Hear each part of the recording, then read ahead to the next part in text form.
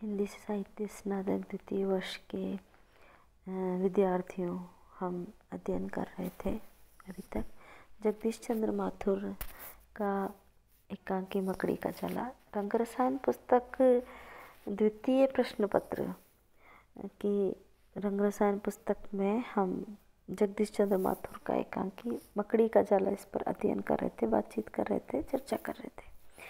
और इस जगदीश चंद्र माथुर के जीवन परिचय के बारे में हम पूरी तरह से जान चुके हैं। पिछले पार्ट 1 में इसका अध्ययन कर चुके हैं और हम इस एकांकी को प्रारंभ भी कर चुके हैं।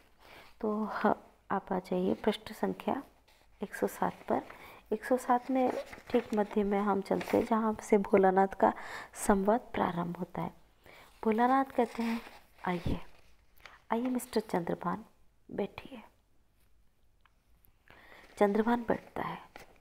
स्मोक कीजिएगा। चंद्रभान, अभी शुरू तो नहीं किया है। भोलानाथ, ये भी अच्छा ही है, लेकिन मेरा तजुर्बा है कि अलावा सोसाइटी में कंस्ट्रक्शन की खातिर भी सिगरेट पीना कभी कभी ज़रूरी हो जाता है। चंद्रभान, जी हाँ, मैंने बहुत से आदमियों को किसी न किसी तरह का स्मोक करते देखा है। आप भी बड़े आदमी बनने का अरमान रखते हैं। चंद्रभान, अरमान किसके नहीं होते, लेकिन अगर अपनी मेहरबानी रही तो शायद कुछ उन्नति कर सकूं। भोलानाथ, तो उन्नति के लिए जो साधन जरूरी है उस पर आप अमल करेंगे। चंद्रभान, जी हाँ, जरूर कोशिश करूँगा। भोलानाथ, मुझे आपसे बहुत उम्मीद है। आपके कैरियर और सर्टिफिकेट्स को देखते हुए ही मैंने आपको रखा है। मैं नए आदमियों को मौका देना चाहता हूँ, उसमें जोश होता है काम के लिए। कानपुर एजेंसी की असिस्टेंट मैनेजरी जिम्मेदारी का काम है। एक मुनासिब आदमी के लिए राइज करने के अच्छे मौके हैं। आप जल्दी ही मैनेजर तक बन सकते हैं। चंद्रभान, मैं आपका बहुत आभारी हूँ। मुझे उम्मीद है कि मुझे आपसे हमेशा सीख मिलती रहेगी। सीख? आपको मैं ज़रूर सीख दे सकता हूँ, लेकिन इसीलिए तो आपको बुलाया है कि इब्तिदा आज ही कर दी जाए। बनी हुई आवाज़ में आप जैसे नौजवानों को राह दिखाने में तो मुझे बहुत संतोष मिलता है। चंद्रभान, शर्त? जी हाँ, शर्त है। वह यह कि अगर आप रंगीन चश्मा पहनने के आदी हो तो उन्हें उठाकर रख दीजिए। खुली धूप में नंगी आंखों से चीज़ों को देखने की आदत डालिए। चंद्रभान, रंगीन चश्मे? भोलानाथ, आप नहीं समझे। आपने तो अपनी दरख्वास्त में लिखा था कि कविता करने में आपको बहुत कुछ इनामात मिल चुके हैं। चंद्रभान, कविता तो क्या, हाँ कभी कभी उसमें आने पर तुकबंदी कर लेता हूँ। भोलानाथ, तो सुनिए, उन उमंगों का अब आपको साथ छोड़ना पड़ेगा, लेकिन उनका मेरे काम पर तो कोई बुरा असर नहीं पड़ सकता। अगर मैं हवा में हिलती पत्तियों की पुकार सुनता रहूं या चांद से अटखेलियां करने वाले बादलों से मोहित होता रहूं, तो इसमें कोई बुराई तो नहीं। भोलानाथ, मिस्टर चंद्रभान, अगर मेरी जगह कोई और मैनेजिंग डायरेक्टर होता तो इस बात को सुनकर आपको जगह तो क्या बैठने भी न देता। चंद्रभान सब सक पकाकर, I am sorry sir. Bholanath, वही बनी मुस्कुराहट, लेकिन मैं आपसे नाखुश नहीं हूँ। मैं चाहता हूँ आप जैसे युवकों को ठीक राह दिखा सकूँ।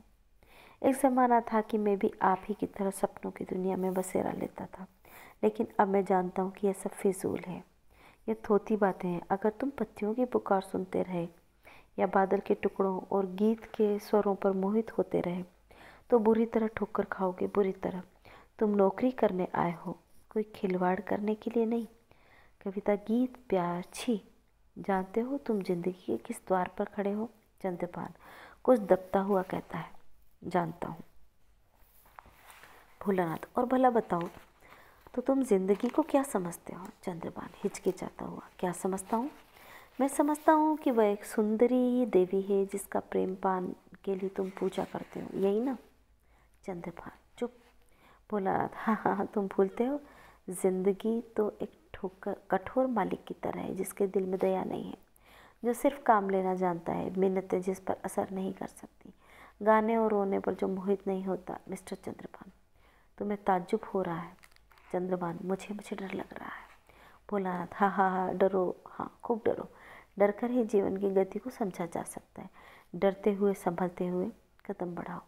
उमंगों के लिए यहाँ जगह नहीं है। समझो कि जीवन एक मशीन की तरह है। तुम्हारा काम नियत है तत्परता के साथ बिन विचलित हुए सीधी सड़क पर बढ़े जाओ। रास्ते के फूलों पर न बचलो। हवा चाहे मस्त हो तुम बेखबर न बनो। चिड़िया चाहे कितना चाहे तुम उन पर कान न दो। मेरे दोस्त समझदार बनो, दूरदर्शी बनो। चंद्रभान, और दिल? और दिल का क्या करूं? भोलानाथ, तुम उस दिल से अलग हस्ती नहीं रखते। तुम उसे अपनी मशीन का हिस्सा बना सकते हो। बनाना पड़ेगा, भावुकता को दबाना पड़ेगा। तुम्हें राइज करना है तो जितना ही अपने जज्बात हैं उनको दबाओ, उतनी ही तरक्की कर सकता है। समझे? जज्बात को दबाओ। चंद्रभान, मिस्टर भोलानाथ, मुझे सोचने का वक्त दीजिए। भोलानाथ, मिस्टर चंद्रभान, आप कितना ही सोचें, इस नतीजे से आप बच नहीं सकते। चंद्रभान को जो घबरा कर, मैं अभी तो इजाज़त चाहूँगा। भोलानाथ, मानो कोई उम्मीद उन्माद चढ़ाओ। आप बच नहीं सकते। जाला तन गया है, इसके महीन रेशों से छुटकारा पाना नामुमकिन है।